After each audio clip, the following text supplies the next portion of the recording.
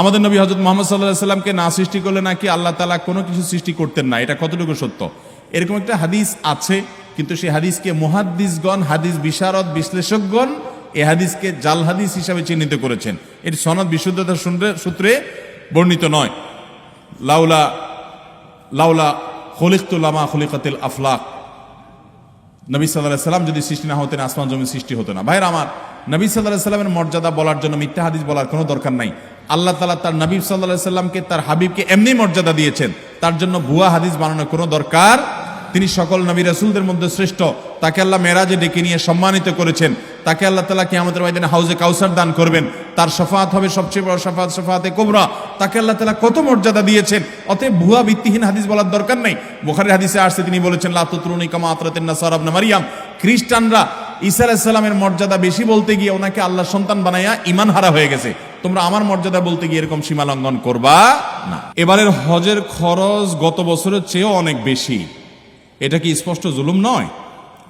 ভাইরা আমার, হজের খরচ গত বছর ছিল স্মরণকালের সবচেয়ে ভয়াবহ খরচ।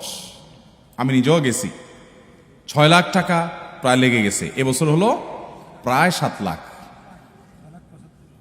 6 লাখ 80 না 75,000, 83,000, তাহলে 7 লাখের মতো প্রায়। গত বছর ছিল প্রায় 6 লাখের মতো।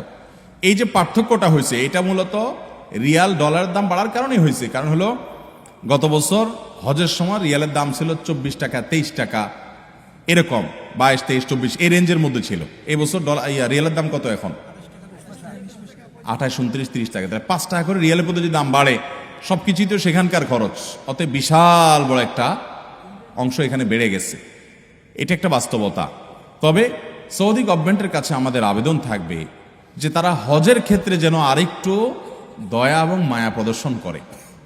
কারণ মুআল্লিম ফি যেটা অন্য সময় সামান্য ছিল, সেটা গত বছর, মাঝে 2-3 বছর করোনা গেল, গত বছর সেটা ডাবল না জানি ট্রিপল, কয়েক গুণ সেটা বাড়াই দিচ্ছে।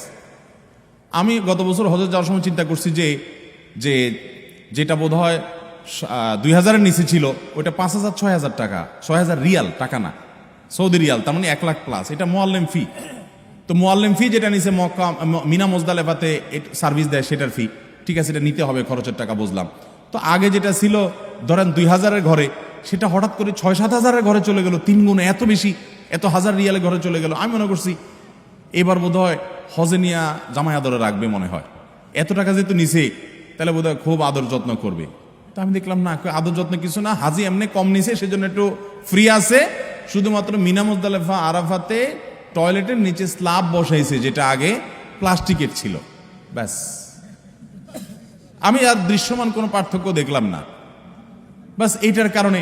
বা আর যেগুলো আছে সেগুলো উল্লেখযোগ্য এমন আহামরি কিছু না, মানে এটার কারণে অন্তত 3 গুণ টাকা বৃদ্ধি হবে, বা 3-4 গুণ হয়ে যাবে, অনেক গুণ বৃদ্ধি হয়ে যাবে, এরকম কোনো বিষয় না।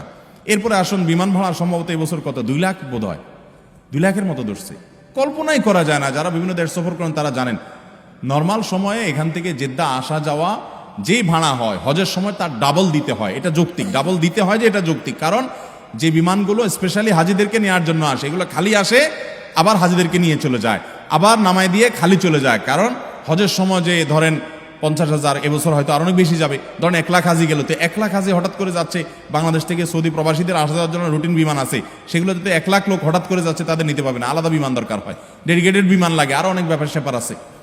তো আলাদা করে হাজি সাহেবদেরকে নিতে হয়, আনতে হয়, সেজন্য ডাবল খরচ নিতে হয়। তো ডাবল খরচ যদি হয়, তো সেটাও 2 লাখ টাকা, 2 লাখ প্লাস বা 2 লাখের কাছাকাছি হওয়ার কথা না। এক্ষেত্রে থার্ড ক্যারিয়ারকে সুযোগ দেওয়া যেতে পারে। সেক্ষেত্রে যদি টেকনিক্যাল সমস্যা হয়, তাহলে বিমান ভাড়া সহনশীল হতে পারে। এমনকি ওমরার বিমান ভাড়া পর্যন্ত 1 লাখ, 1 লাখ প্লাস। আপনি এমনি সৌদি প্রবাসীরা আসা যাওয়া করে জিজ্ঞেস করেন ভাড়া কত, খুব আহামরি কিছু না, অনেক কম তার চাইতে। তো এই যে হজের খরচ, সেটা সহনীয় পর্যায়ে করা উচিত। এবং আমাদের সরকারের কাছে আমাদের দাবি থাকবে যে ক্রান্তি, নানা সময় অর্থনৈতিক অনটন থাকে, ঠিক আছে, ভারতের মতো দেশ যেখানে হিন্দু প্রধান দেশ, সেখানেও হজে ওমরাতে যথেষ্ট পরিমাণ সহনশীল রেট থাকে এবং ভর্তুকি দেওয়া হয় অনেক দেশেই। তো আমাদের দেশে হাজিদের জন্য অনেক কাজে তো ভর্তুকি দেওয়া হয়, যারা আল্লাহর ঘর হজ করতে যাবে তাদের জন্য ভর্তুকি দেওয়া যেতে পারে। তবে এখানে যে খরচটা হচ্ছে, সব খরচটা সবগুলো বেশিরভাগই সৌদি আরবই হয়, বেশিরভাগ কি 99% সৌদি আরবের খরচ, আমাদের দেশে খরচ নাই বললেই চলে।